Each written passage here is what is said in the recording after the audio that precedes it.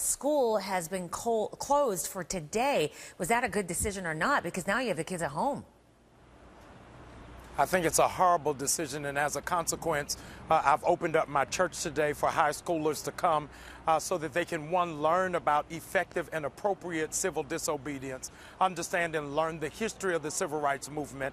And I've got older people who are going to come in and share with them their testimonies. And what they don't know is before the day is over, I'm taking them back into the streets so they can clean up where it is that all of the riots were on yesterday, because we have a responsibility to take care of our own community. Ooh, that's interesting. So the kids that do show up today, you're going to have them go and help with the volunteers to clean up what was done yesterday.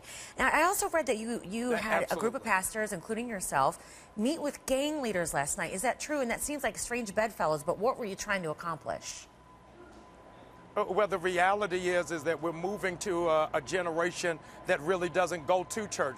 Gang leaders have a whole lot of influence in major cities across America, and they came and said they would partner with us, one, to stop the rioting, and to corral the young people to do the positive thing. And I'm appreciative that the gang members could strike such a peace accord, and as a consequence, as Christian clergy, we did the exact same thing. And so we're marching today with ministers from the Nation of Islam, saying that if gangs can unify, so can those who have different ideologies of faith. Hey, do you think the Baltimore leaders they're being criticized today? Were they slow to handle this situation? I think that they were caught with their proverbial pants down, absolutely having no idea what to do. Behind me, you'll see the National Guard is here. 5,000 troops are on the ground. And here's what you got to realize is that we're not talking about escaped convicts. We're talking about high schoolers, that they can't control them. And so the government has to do what they have to do. But at the same time, I think our parents have a responsibility to do what they need to do. It's an African proverb that says it takes a village to raise our children.